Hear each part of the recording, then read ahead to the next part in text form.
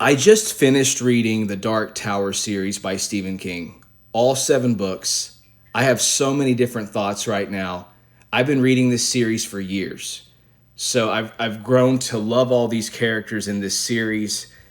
I want to talk about it in depth. So, spoiler alert, if you've never read the Dark Tower series, I highly recommend it, but you are going to hear spoilers here, so feel free to scroll through. I'm filled with so many different things right now. First off, let's talk about the ending. The ending is either loved or hated by people, or people in the middle. Uh, I have to admit, I wasn't expecting that specific ending, but after thinking about it for the last day, I don't hate it. I don't hate the ending because it's an analogy. We in life are always getting to that tower. I feel like we get to the tower, and then there's a chance for us to renew ourselves or have a do-over. Life has mountains and valleys. We think we have this one problem solved, only to have more problems solved. It's a continuing cycle. It's a circle, a wheel within a wheel. And so I think that was actually quite brilliant. Honestly, I think it was actually really clever. I wasn't expecting it. I was expecting an ending, and there might be an ending.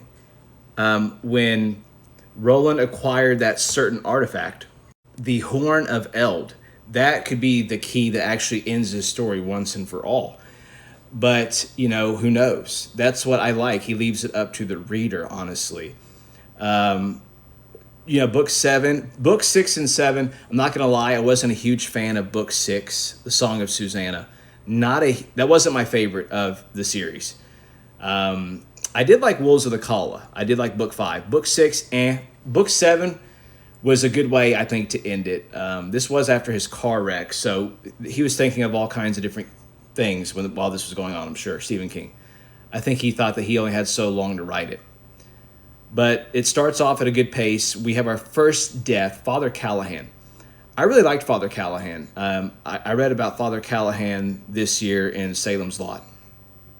I grew to like that character. I liked him in The Dark Tower. I wasn't surprised when he passed. So there was that death.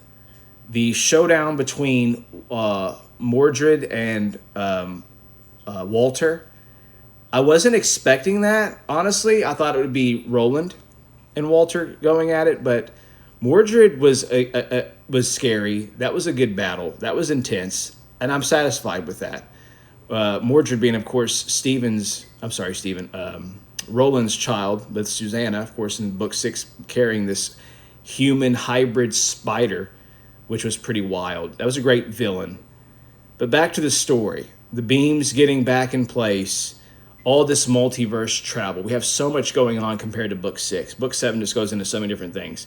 Then we lose Eddie in one of these battles. Eddie, of course, of New York from the 80s. And honestly, I hated seeing Eddie die. I did. I was like, this sucks. I've known all these characters for so many years now. Especially, Eddie. I've known this character for years. This is a bummer. But am I surprised that Eddie passes away? Honestly, no. I did kind of see that coming. I think that there was a building up to this, right? I think a lot of us expected it.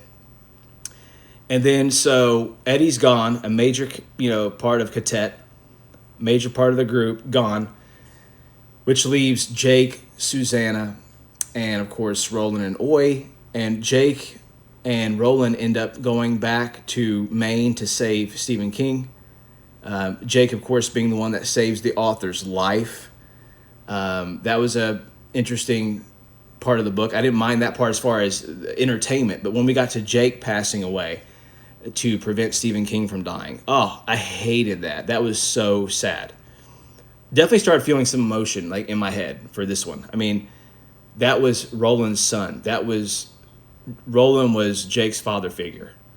Seeing that was completely, I had a hard time with that, honestly. I didn't like it. I didn't like it at all. Of course, I didn't like Eddie passing either, but for some reason, Jake hit different. So now we're left with Roland, Susanna, and Oy. And then they go on for a while. And Susanna is just I'm not going to lie, I expected Susanna to die in this book series at some point. Susanna gets to thinking, she's having these dreams. Let's not get ahead of ourselves. They discover this character Patrick in the cottage in town on the way to the tower. It's Roland, Susanna, and Oy. They discover this cottage where we're met with this villain. His name is Dandolo. Very terrifying, a former stand-up comedian. So that they enter, Roland, Susanna, and Oy end up in this Dandolo's cottage. It's like a Hansel and Gretel situation. Very terrifying. Roland ends up almost dying. Susanna saves him. And they discover Patrick, who has these gifts. He has the ability to write things into existence and erase things. This person who's mute, who can't speak because Joe Collins cut his tongue out, Dandolo. And so they end up discovering him in the basement in a cell. They take him. So we're left with Roland, Susanna, Oy, and Patrick. They make their way to the tower, ever so close, where Susanna's like, I've been having these dreams of Eddie and Jake. I want to go to where they're at. So she's like, my fate is basically I'm going to die if I stay with you, Roland. I don't see any way out of this. I got to have. So Patrick has this gift, like I said, write things into existence with his art abilities. He writes a door into existence that she takes to leave, to flee, to get out of this situation while she still can, because she knows that it's not looking good for herself if she stays with Roland.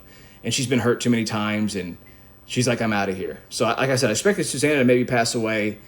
She ends up choosing the door, asking Oy, the dog, the bumbler, to come along with her. He doesn't decide to go. He decides to stick around for Roland, to continue on the tower, the quest for the tower. And so that was the end of Susanna. She's gone.